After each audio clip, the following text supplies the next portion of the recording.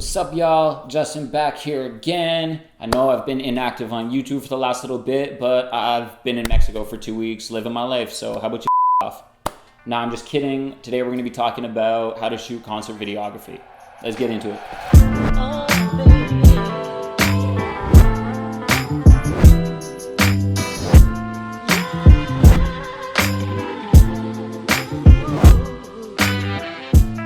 So yeah, like I said, today we're going to be talking about concert videography or concert recaps, whatever you want to call them. It's something I was really into when I first started shooting videos in the music scene, just because it doesn't take as much preparation as full-on music videos. But over the few years that I've been doing it, I got the chance to shoot some artists like Drake, Travis Scott, Migos, Flatbush Zombies, Joey Badass, Denzel Curry, and a number of other people that I'm actually a fan of, which has been pretty exciting. But yeah, you can check all those videos out on my YouTube. I'm pretty sure most of the people I mentioned I have a specific recap for, so feel free to check those out. And while you're at it, hit the subscribe button because I'm under 100 and it's kind of pathetic.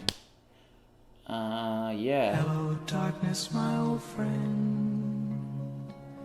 I've come to talk with you again. Anyways, let's get into it. The first thing I want to talk about is actually getting access to the show, because if you don't get access to the show, you can't shoot it because you're not there. So tell me how that works.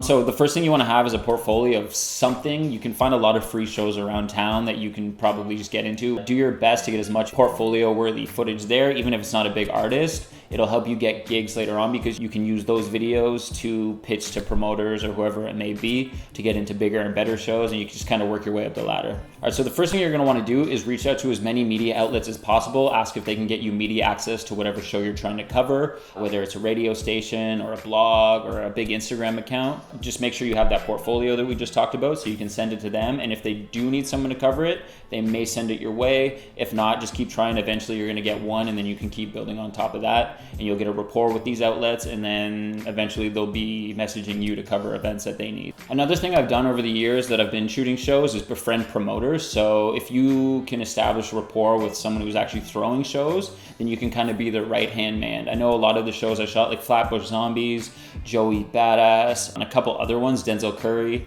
The reason I got to shoot those shows is because in the past I had befriended a promoter, and he was actually the one organizing those shows. So he reached out to me and I was able to shoot those shows, which is great because those are some of my favorite artists ever, and it was awesome to actually shoot for them. All right, so the next thing I want to talk about is the gear I go to with the show.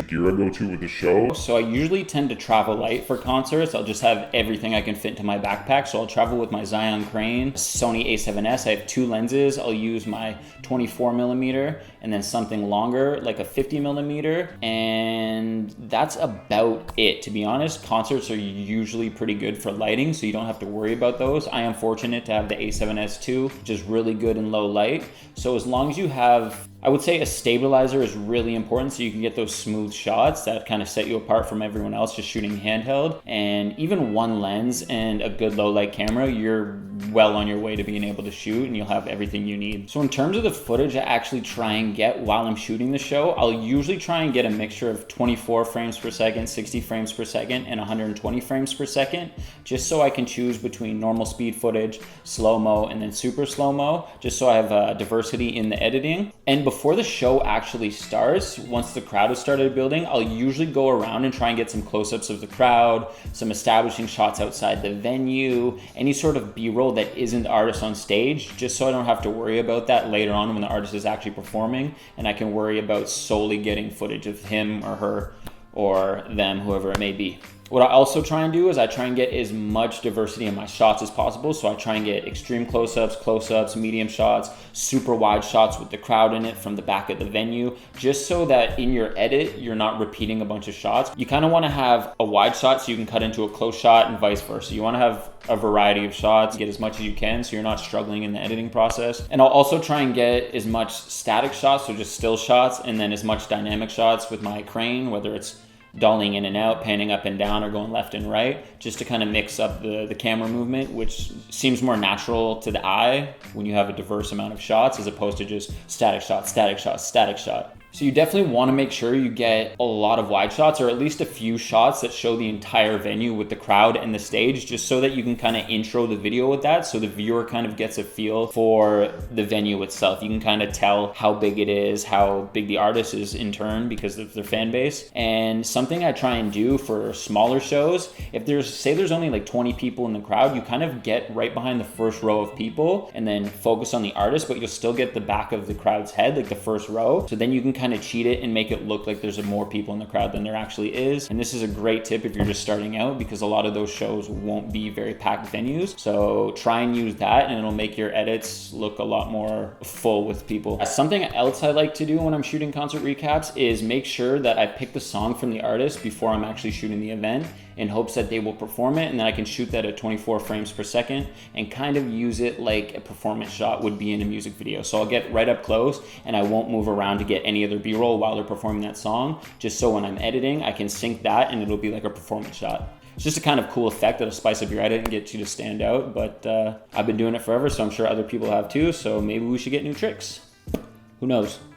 I'm not gonna get into the editing today, but I'll probably make a separate video just because it is so much to talk about. It deserves its own video. But the last thing I wanted to talk about is sending out your video. Once you're done with the edit and proud of it, you want to send it out to as many media outlets as possible and just hope for the best, hope that they repost it, because that's in turn gonna get you more jobs and more people that see it. They're gonna think, oh, who shot this? I wanna get him to shoot this next artist or so-and-so. And the bigger the artist you shoot, the more viral the video is going to go. So send the video out to as many people as you can and just hope for the repost. And even if people aren't paying, just know that the exposure to a certain extent is worth its weight in gold. So yeah, that's about it. Hit that subscribe button if you like the video, share it, do whatever you got to do, or don't really care. Love you guys anyways. Peace out.